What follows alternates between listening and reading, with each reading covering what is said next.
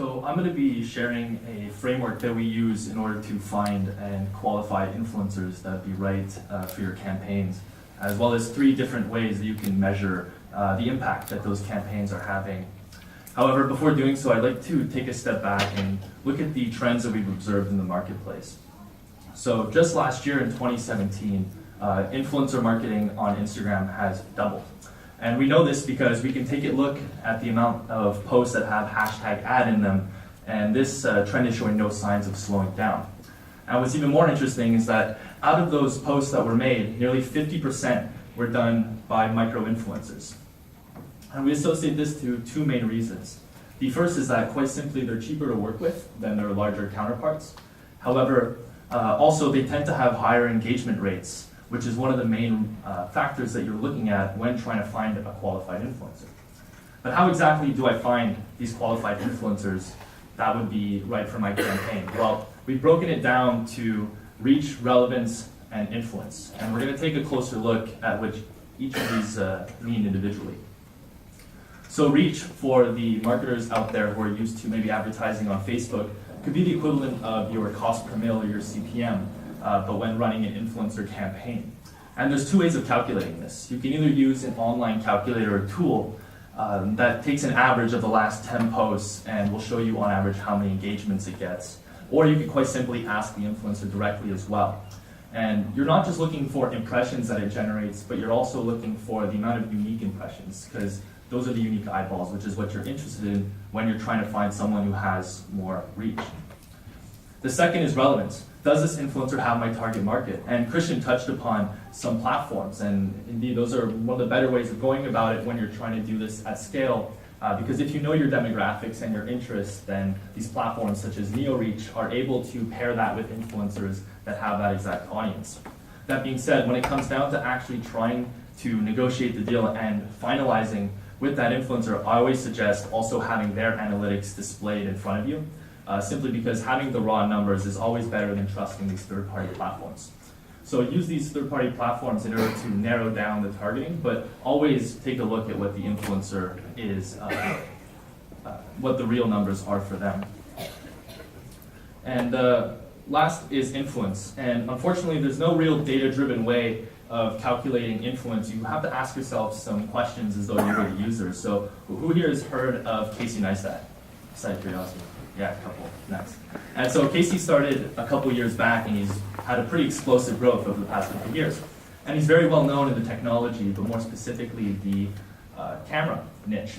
And these camera companies started picking up on that. And so they started sending him free products for him to review, because they knew that if Casey were to positively review their product, that they would get an influx in traffic.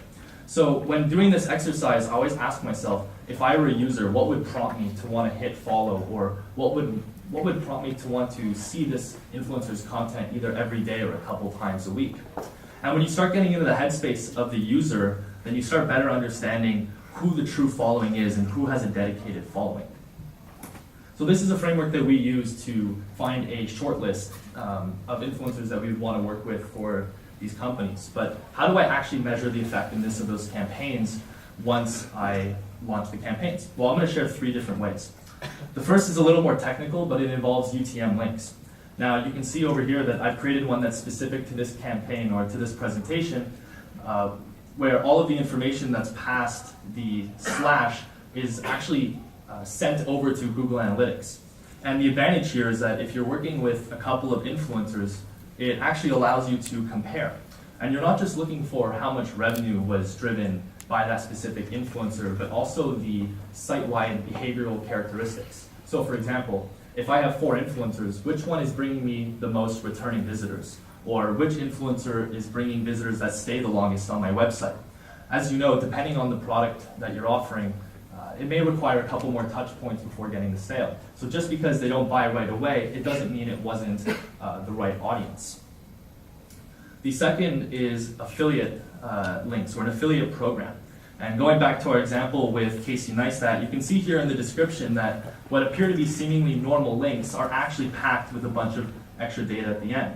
And so all of this is being sent over to Amazon, and they know exactly how much revenue was driven, in this case for a drone, by Casey Neistat.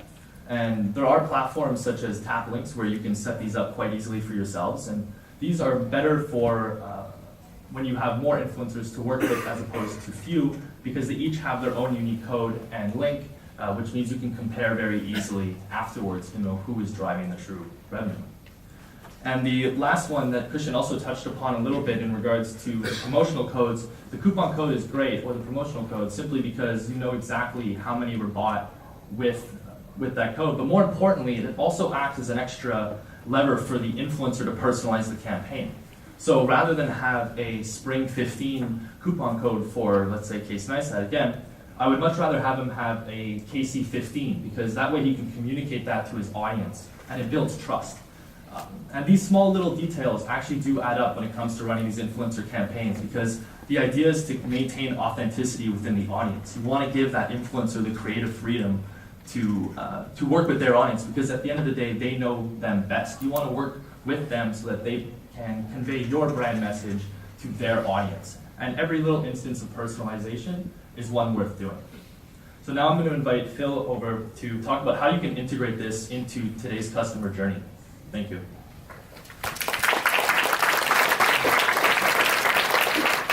Thank you. Thank you, Tristan. So I want to touch on, I think influencer marketing is somewhat of a buzzword. So the way I like to frame it is, how do you influence the customer journey? So I want to share, I only have a bit of time here, so I want to share some key ideas on how we can think of this kind of way of framing it. So I take a very technical perspective to marketing. So let's have a look at the data first. Roughly 80% of the customer journey is complete before, by the time that the consumer engages with that brand. Now, that means marketing plays a much longer role in the customer journey.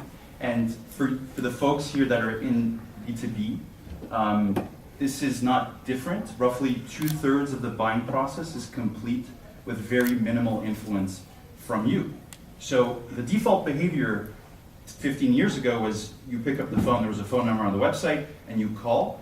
Nowadays, we actually spend more time researching information about that company. So our default behavior is not to talk to someone. We've become more disconnected or antisocial, some may think, but the default behavior is to search information first. And for brick and mortar stores, the trend is, over time, people make these decisions before they enter the store. So they kind of have an idea of what product they want to purchase before they enter the store. Now, so the challenge is really digital, and we think that at the core of this is content. So if people are searching information online about your brand, that means that you have to have content that serves that information. So on average, consumers consume on average 11 pieces of content. This is 5 times higher than it was just 2 years ago. And where does this content fit in for influencer marketing? I like this framework that I found on Blog Lovin's website.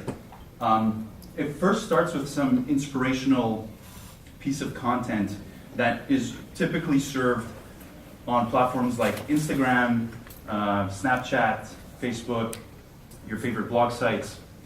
This is really in order to generate awareness. Then you push the customer to the consideration and the interest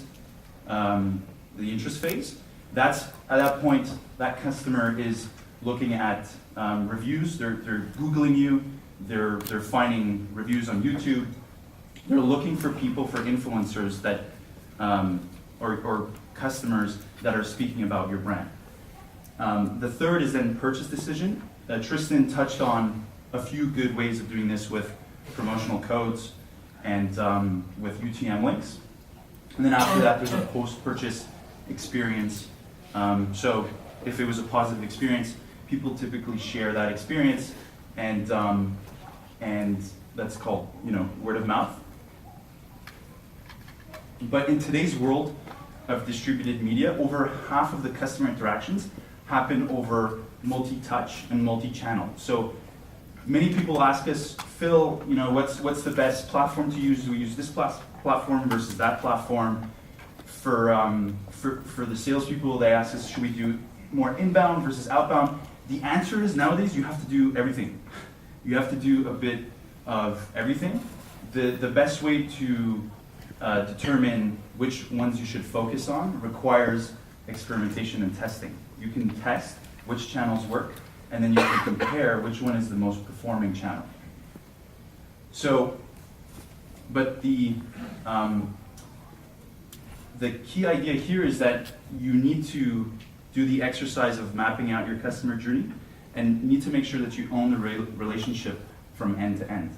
Because what could happen, and we see this happen a lot, is you spend all the marketing dollars to educate your customer, to clarify that it's a need that they have, that it's a problem that they have, only to lose them at the point of when they actually look for trust. So that could be, a review. Who here would go to a restaurant where there's a 1-star review? There's no hands up, because just having that social proof, and negative social proof that way, can kill your business. So that's a mistake to avoid. You need to own the relationship. And that social proof, that rating, is what builds trust. And trust is really key here, because we're more likely to trust people that resemble us. And I looked at this chart the other day and I said, well, I don't know if this makes sense, but I looked at the right-hand side politicians on the bottom right, and they're the least trusted people. So I think the data checks out. So there's on the left-hand side we have technical experts and academic experts, and those are typically B2B influencers. So we're all on LinkedIn here, so we typically follow some influencers. Whatever they say, we tend to trust them a little more. So, but in order to build that trust is slightly different nowadays. It's no longer a linear model. It used to be that you were served an ad. That ad was either compelling or not, and you either purchased the product or not. And if it was a good product, you shared your thoughts with your friends by word of mouth. Nowadays, what we've added to the equation is our smartphones. So our smartphones allow us to search information and share information at every stage of the customer journey. So I was giving a talk in Vivo the other day, and these were a group of really smart PhDs, researchers. They're co-founding these life science startups, and they're in these what we think are archaic legacy kind of industries, like the pharmaceutical industry and the healthcare industry. And what I tried to explain to them as a trend in those industries is that the sales and marketing model has moved from a mass marketing approach to a target market approach. So in order to figure out which specific person they'd like to target, they needed to map out their patient journeys. They needed to map out their customer journeys. And what digital has done on the bottom there, digital has added 13 additional touch points to this whole journey. And I'll save you the time. I don't know if you can read it. It's a little small on the screen, but most of these touch points are research touch points. So one example is, you go visit your doctor, and your doctor prescribes some medication to you. And you can, well, at least for myself, I can find information about that medication. I could see what could be the potential side effects. Now, I really trust my doctor. I really trust my family doctor, but I still have that ability to fact check the information that's given to me, even for a very trusted person like a doctor. So this framework here, I would invite you guys to do this exercise of mapping out your customer journeys, because every one of those research points that we saw, those additional touch points, is an opportunity for you to place your influencers and your customer's opinion and voice in front of that potential customer. Now, I think what I would add to this slide is at the last stage, you can recycle when your customers share their experience about about their experience with your brand, you can recycle that and you can use that content as a way to generate awareness. So that's called user-generated content. For example, for one of our customers, Pajar. So how many of you know Pajar? Awesome. So if you guys need winter boots, by the way, come and see me. I might give you guys a good discount code if anyone's interested. So what they did there is they had a fashion show this week, and it was an Instagram profile that posted a picture, and so it took 2 seconds for the marketer. They screen captured it, they reposted it on their profile, and so, like if we go back to this, there was that user-generated content at the end, but they recycled it to create more awareness. So you may think that influencer marketing is this long endeavor. It's going to require a lot of additional resources, but I submit that it's not that complicated. It's it could, if you do it right, if you have a proper framework and system in place, it could very much be on autopilot. So I could talk about this all day, but I think we're going to stick around for some more questions. So please come and see us if you do have any more questions. Thank you.